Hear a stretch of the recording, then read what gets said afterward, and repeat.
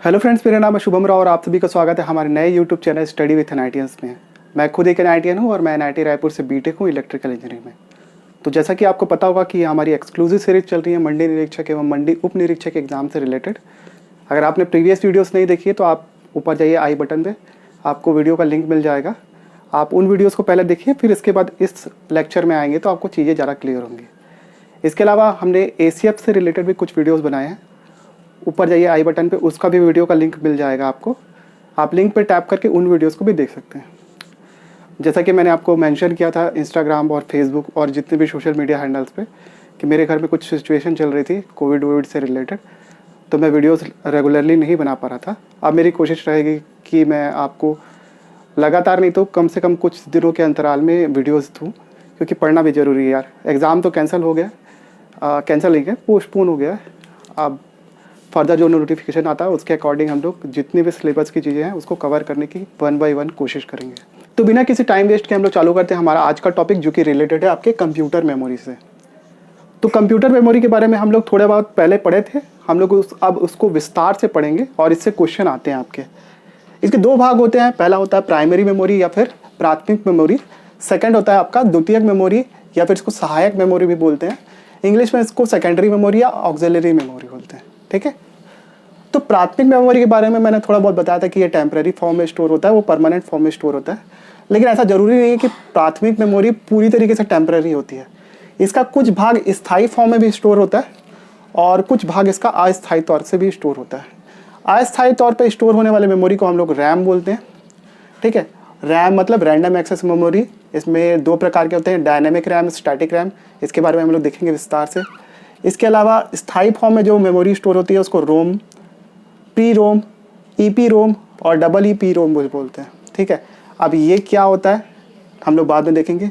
एक इसका पार्ट होता है कैश, ठीक है। उसी तरीके से सेकेंडरी मेमोरी या सहायक मेमोरी के भी दो हिस्से होते हैं। एक होता है क्रमानुसार मेमोरी या फिर इसको सिक्वेंशियल एक्सेस बोलते हैं, और दूसरा होता है डायरेक्ट एक्सेस, ठीक है। सिक्वेंशियल एक्सेस में आपका आता है मैग्नेटिक टेप, ठीक है, और इसकी सबसे ज़्यादा कैपेसिटी होती है जो हम लोग आगे जाके देखेंगे। सेकंड होता है आपका डायरेक्ट एक्सेस, वो मेमोरी जिसको हम लोग डायरेक्टली एक्सेस करते हैं, ठीक है। जब हम लोग इसके बारे में विस्तार से चर्चा करेंगे तब देखेंगे इसको। अभी आप बाइफर्केशन देख लो। ये तीन प्रकार के होते हैं, मैग्नेटिक डिस्क के फॉर्म में, ऑप्टिकल डिस्क के फॉर्म में और इलेक्ट्रिक स्टोरेज डिवाइस के रूप में, ठीक है। मैग्नेटिक डिस्क के फॉर्म में आपके दो टाइप होते हैं। इसमें हार्ड डिस्क के फॉर्म में भी इसको स्टोर कर सकते हैं। फ्लॉपी डिस्क जो पहले आती थी पुराने ज़माने के कंप्यूटर्स में, उस फॉर्म में भी मैग्नेटिक डिस्क के फॉर्म में इसको हम लोग डायरेक्ट एक्सेस कर सकते हैं। सेकंड है आपका ऑप्टिकल डिस्क, और इसके बहुत सारे तरीके हैं, CD रोम, ये सब आपने जानता हो, DVD, HVD, ये सब हम लोग 1 बाय 1 करके देखेंगे। इसी प्रकार इलेक्ट्रिक स्टोरेज डिवाइस जो होते हैं, जैसे हमारा फ्लैश डिवाइस हो गया लाइक पेन ड्राइव, और आपका मेमोरी कार्ड जो कि आप सभी लोग जानते होंगे, मोबाइल्स वगैरह में भी यूज़ होते हैं। तो ये था इसका बाइफर्केशन, और हम लोग अब जो थोड़ी देर में जो चीज़ें देखने वाले हैं उसमें हम 1 बाय 1 करके सारी चीज़ों को डील करेंगे, ठीक है। उससे पहले हम लोग मेमोरी की इकाई देख लेते हैं, और जो कि थोड़ी देर में हम लोग देखेंगे। तो चलिए फटाफट से मेमोरी की यूनिट और मेमोरी की कैपेसिटी हम लोग अलग अलग यूनिट्स में कैसे स्टोर करते हैं वो हम लोग एक बार फटाफट से चेकआउट कर लेते हैं, ठीक है। इसमें आपके मेमोरी की यूनिट या फिर मेमोरी की इकाई, ठीक है, ये सब लोग आपने बचपन में पढ़ा होगा। एक बार इसको फटाफट से देख लेते हैं। जैसे एक निबल बराबर होता है 4 बिट, ठीक है। 8 बिट बराबर होता है 1 बाइट, ठीक है। 1024 बाइट बराबर होता है 1 किलो बाइट। ये किलो बाइट है ना, KB मतलब किलो बाइट, ठीक है। 1024 किलो बाइट बराबर होता है 1 MB, मेगाबाइट बोलते हैं इसको। 1024 megabyte is equal to 1 GB या फिर gigabyte. 1024 gigabyte is equal to 1 terabyte, ठीक है। आपको इतना मिनिमम याद ही रखना है, ठीक है, क्योंकि यहाँ तक के क्वेश्चन आपके आए हुए हैं अलग अलग एग्जाम में। लाइक ADO में एग्जाम में आया था, CG व्यापम के PDEO एग्जाम में भी आया था ये क्वेश्चन, और CS PHCL में भी आया था। SSC का जो एग्ज़ाम होता है उसमें ये टेराबाइट को पूछा था, ठीक है। इसके अलावा जो बाकी चीज़ें मैंने लिखी है उसको याद करना तो करना, नहीं तो लेकिन इतना तो याद होना ही चाहिए आपको, ठीक है। मैं बता देता हूँ फटाफट से। 1024 टेराबाइट बराबर होता है 1 पेटाबाइट, पेटा बोलते हैं, PB बोलते हैं इसको। 1024 petabyte is equal to 1 exabyte के बराबर होता है। 1024 exabyte is equal to 1 zettabyte. 1024 zettabyte is equal to 1 yottabyte, ठीक है। 1024 येटोबाइट इज इक्वल टू होता है 1 ब्रोंटोबाइट, और 1024 ब्रोंटोबाइट इज इक्वल टू होता है 1 गेपोबाइट ना, GEPO ब्रोंटो BRONTO, येटो YATO, जेटा ZETA, एक्सा EXGA और पेटा PETA। ओके, तो ये आपको यूनिट याद रखनी है, लेकिन मिनिमम आप इतना टेराबाइट तक जरूर याद रखिएगा। इसके बाद देख लेते हैं मेमोरी की कैपेसिटी। मेमोरी हम लोग ऑक्सिलरी फॉर्म में जो स्टोर करते हैं, मतलब सेकेंडरी मेमोरी, जो मैंने अभी आपको एक बाइफर्केशन दिखाया था उसमें, उसकी कैपेसिटी और स्पीड को हम लोग एक बार चेकआउट कर लेते हैं।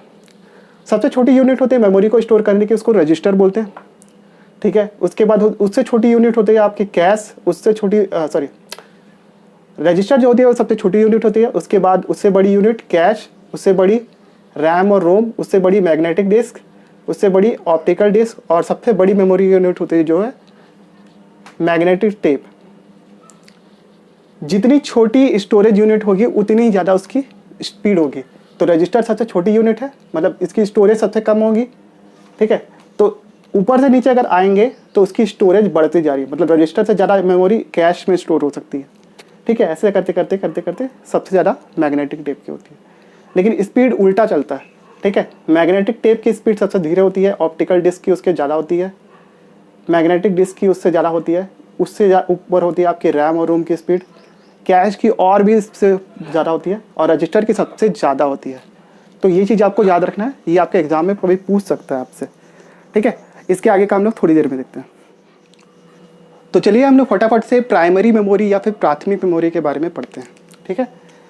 तो सबसे पहले जो मैंने आपको शुरू में क्लासिफिकेशन दिखाया था, उस पर सबसे पहला आपका प्राइमरी मेमोरी है। इसको मुख्य मेमोरी भी कहते हैं और इसको प्राथमिक मेमोरी भी कहा जाता है, ठीक है।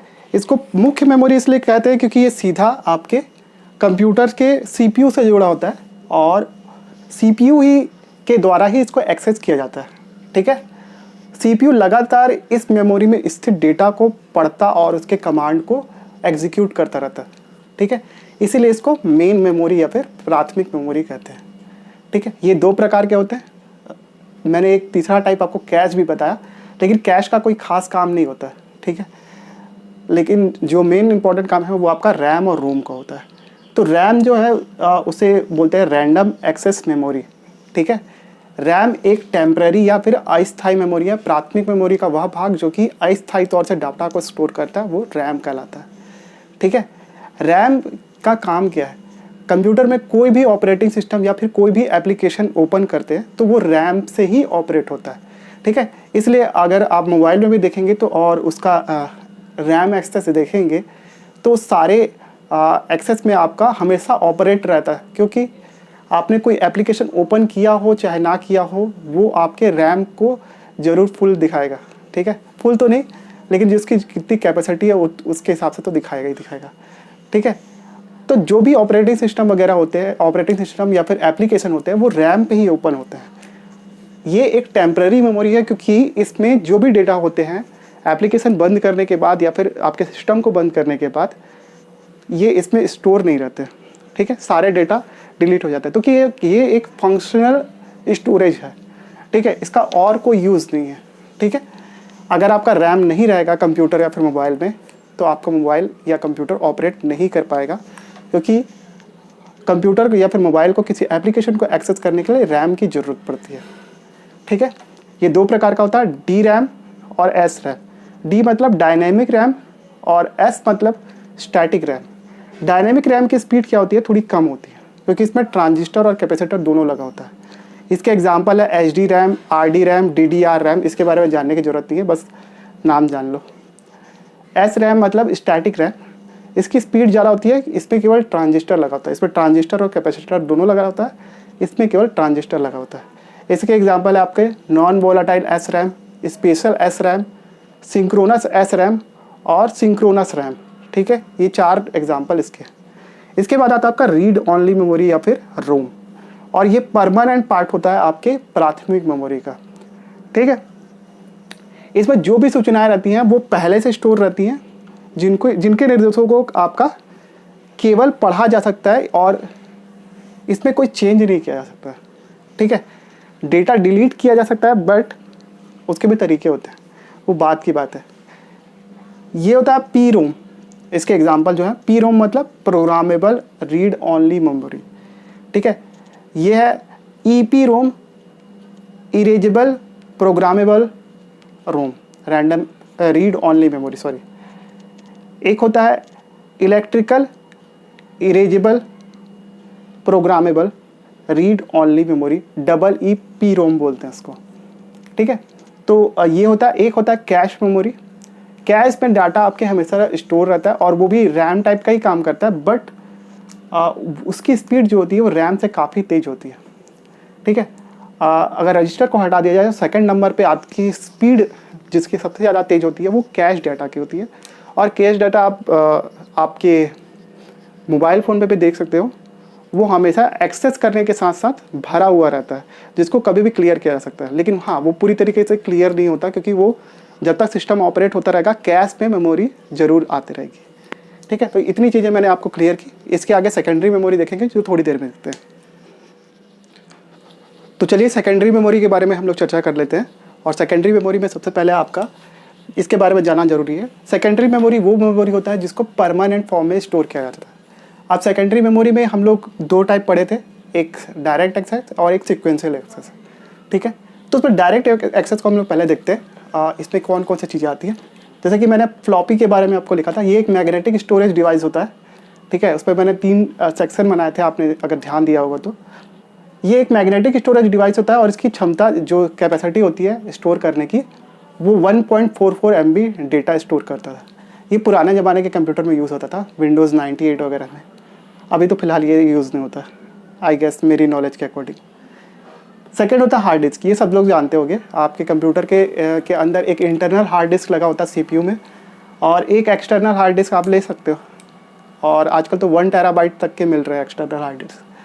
ज़्यादा भी मिल रहा होगा तो मुझे बता देना यार, मैं भी ले लूँगा एक ठीक है। तो ये एक्चुअली इसमें एक एल्युमिनियम की डिस्क लगी होती है जिसके ऊपर में आपका magnetic material like iron oxide की कोटिंग होती है, ठीक है। तो ये 2 टाइप का होता है, एक होता है मैग्नेटिक हार्ड डिस्क होता है। और मैग्नेटिक हार्ड डिस्क में ये होता है कि इसमें मैग्नेटिक डिस्क की कई सारी लेयर होती है, ठीक है। इसकी स्टोरेज क्षमता 80 GB होती है और स्पीड जो होती है वो 7200 RPM revolution per minute, 7200 revolution per minute इसकी स्पीड होती है, ठीक है। और ये आप लोग जानते होंगे, मैग्नेटिक हार्ड डिस्क ही हमारे कंप्यूटर में लगा होता है जिसकी स्टोरेज 80 GB होती है। ऑप्टिकल हार्ड डिस्क, ये थोड़ा एडवांस टेक्नोलॉजी है और इसमें ऑप्टिकल डिस्क की कई सारी लेयर लगी होती है, ठीक है। इसकी स्टोर करने की क्षमता और इसकी स्पीड ज़्यादा होती है as compared to magnetic hard disk की। इसके अलावा और भी हमने सेकेंडरी स्टोरेज डिवाइस देखे थे, उसमें आपका होता है CD तो हर कोई जानता होगा यार, यूज़ करता होगा, ठीक है। इसका फुल फॉर्म है कॉम्पैक्ट डिस्क CD बोलते हैं जिसको। इसमें लेजर बीम की सहायता से डेटा को स्टोर एवं पढ़ा जा सकता है, ठीक है। पढ़ने के लिए इसमें रेड लेज़र बीम का प्रयोग किया जाता है, लाल लेज़र बीम का, और इसकी जो कैपेसिटी होती है उसको मेगाबाइट में नापा जाता है, ठीक है। कॉम्पैक्ट डिस्क को रीड करने के लिए एक डिवाइस का आविष्कार किया गया था जिसको बोलते हैं MPEG-1, ठीक है। ये क्वेश्चन आपके ये क्वेश्चन आपके CSPHCL में आया हुआ है कि कॉम्पैक्ट डिस्क या CD को रीड करने के लिए कौन से डिवाइस यूज़ किया जाता है, MPEG। इसको गूगल कर लेना यार, मैं अभी गूगल नहीं किया हूँ इसको, ठीक है। इसका फुल फॉर्म क्या होता है, क्या पता आपके एग्जाम में आ जाए। तो इतनी चीज़ें आपके CD के बारे में आपको जाननी है। CD के भी अलग अलग तरीके होते हैं। एक तो होता है सिंपल CD जो हम लोग CD-ROM बोलते हैं। CD-ROM मतलब इसमें जो डेटा को स्टोर किया जाता है लेकिन उसको मिटाया नहीं जा सकता दोबारा, ठीक है। और ये जो जनरली पुराने समय में गानों की CD आती थी ना, वो यही होती थी CD-ROM।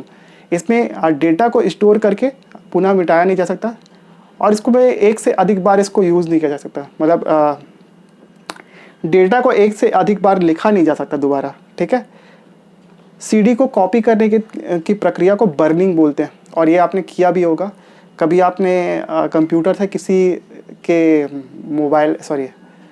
किसी दूसरे के डिवाइस पे गाने डाले तो वो एक्चुअली उस प्रोसेस को बर्निंग बोलते हैं और इसकी कैपेसिटी होती है आपकी 700 MB। CD रीड राइटेबल जो होता है वो अलग होता है CD-ROM से। इसमें बस फ़र्क इतना आता है कि इसमें लिखे हुए डेटा को दोबारा हम लोग मिटा के उस पर दोबारा दूसरी चीज़ डाल सकते हैं, बाकी सारी चीज़ें सेम होती हैं। ठीक है, इसमें कुछ और डिवाइस बचे हैं जो हम लोग थोड़ी देर में देखते हैं। तो चलिए बचे हुए कुछ सेकेंडरी स्टोरेज डिवाइस को और देख लेते हैं, जिसमें सबसे पहले आपका CDR, ये भी एक ऑप्टिकल डिस्क होता है और इसमें एक टेक्निक का यूज़ किया जाता है, वॉर्म जिसे बोलते हैं ना, राइट वंस रीड मोर, मतलब इसमें चीज़ों को एक बार स्टोर किया जाता है और उसको कितनी बार भी प्ले किया जा सकता है। और ये जनरली CDR हम लोग यूज़ करते हैं, जिसमें म्यूज़िक और आपके जितने भी फिल्म्स वगैरह सारे चीज़ों को इसमें स्टोर करके रख सकते हैं। ठीक है, इसका बड़ा भाई ये समझ लो DVD। ठीक है, ये भी आप जानते होंगे। इसका फुल फॉर्म होता है डिजिटल वर्सेटाइल डिस्क। ठीक है, और ये भी एक ऑप्टिकल डिस्क ही होता है। अगर DVD सिंगल लेयर का है तो उसमें कैपेसिटी होती है 4.7 GB, डबल लेयर के DVD में आपकी कैपेसिटी होती है 8.5 GB। ठीक है, इसके बाद है आपका वीडियो कॉम्पैक्ट डिस्क या फिर इसको VCD बोलते हैं, और इसका एग्जांपल है आपका DVD रैम, DVD RW और DVD RW का मतलब रीराइटेबल होता है ना, DVD प्लस RW। ठीक है, ये इसके एग्जांपल है। और ये इसका फुल फॉर्म आपके किसी एग्ज़ाम में पूछा हुआ है, बता देता हूँ मैं आपको। CHPSCL में दिया हुआ है आपके VCD का फुल फॉर्म क्या होता है। ठीक है, इसके बाद आता है आपका पेन ड्राइव। पेन ड्राइव जिसको PD भी बोलते हैं शॉर्ट में, ये एक फ्लैश डिवाइस होता है और बेसिकली पेन ड्राइव की जो कैपेसिटी होती है वो 1 GB से लेकर वर्तमान में 1 टेराबाइट तक भी है। और बेसिकली ये कुछ नहीं है, ये erasable electrical programmable read only memory का ही एक छोटा रूप है। ठीक है, इसको प्लग एंड प्ले डिवाइस बोलते हैं क्योंकि इसको सीधा हम लोग कंप्यूटर के USB पोर्ट में लगा के एक्सेस कर सकते हैं और वहाँ से इसको चेंज भी कर सकते हैं, उसके जो भी डेटास रहते हैं उनको हटा भी सकते हैं और उसमें डेटा ला भी सकते हैं, इसलिए इसको EEPROM की कैटेगरी में डाला गया है। ठीक है, इसके बाद होता है आपका ब्लू रे डिस्क। ब्लू रे डिस्क आपके ऑप्टिकल डिस्क की तरह ही होता है, लेकिन फ़र्क केवल इतना आता है, इसकी जो कैपेसिटी होती है बहुत ज़्यादा होती है, 25 से 30 GB के आसपास। जैसा कि मैंने आपका CD में बताया था, लाल लेज़र बीम का प्रयोग किया जाता है उसको उसमें डेटा को डालने और रीड करने के लिए, लेकिन ब्लू रे डिस्क में आपका ब्लू वायलेट लेज़र का प्रयोग किया जाता है, तो ये ध्यान में रखना है आपको।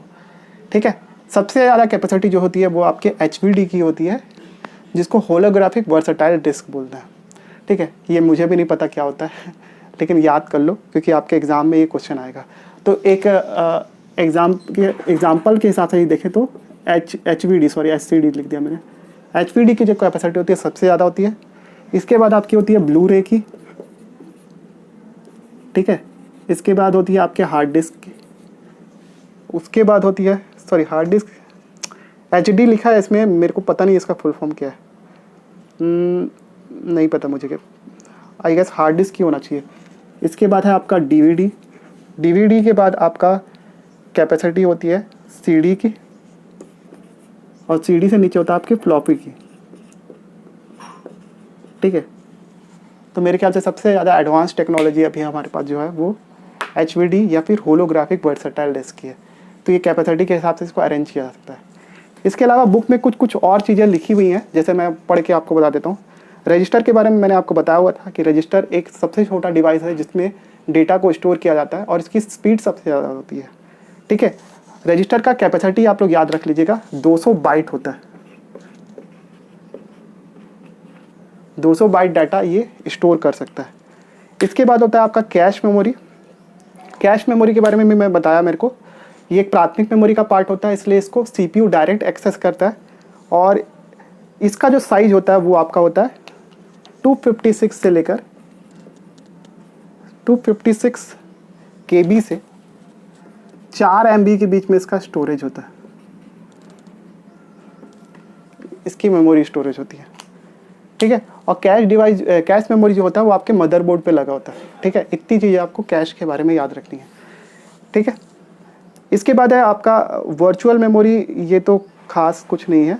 एक होता है बफर, इसको याद रखना आप लोग, ये अस्थायी मेमोरी होती है, बफर याद रखना, बफर लिख देता हूँ मैं आपको। ठीक है, बफर जो होती है मेमोरी वो प्रिंटर के द्वारा यूज़ की जाती है। प्रिंटर क्या करता है, कभी भी डेटा को प्रिंट करने से पहले कुछ भाग को अपने प्रिंटिंग हेड में डालता है। ठीक है, तभी तो प्रिंटर के प्रिंट करेगा ना।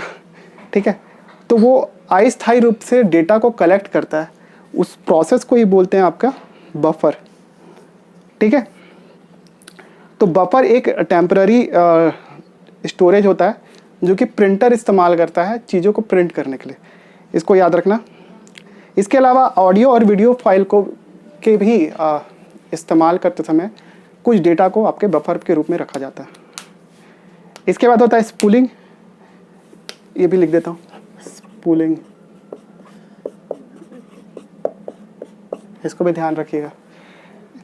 स्पूलिंग का प्रयोग क्या होता है, प्रिंटर के द्वारा किया जाता है और किसी भी डेटा को, मतलब प्रिंटिंग करने से पहले डेटा को आपके बफर में भेजने का प्रोसेस ही क्या कहलाता है, स्पूलिंग। ठीक है, जब डेटा एक बार बफर में आ जाता है उसके बाद प्रिंटर अपने प्रिंटिंग हेड का प्रयोग करते हुए उस डेटा को, जो भी कागज़ होता है उसमें प्रिंट कर देता है। ठीक है, तो इतनी चीज़ें आपको याद रखना है।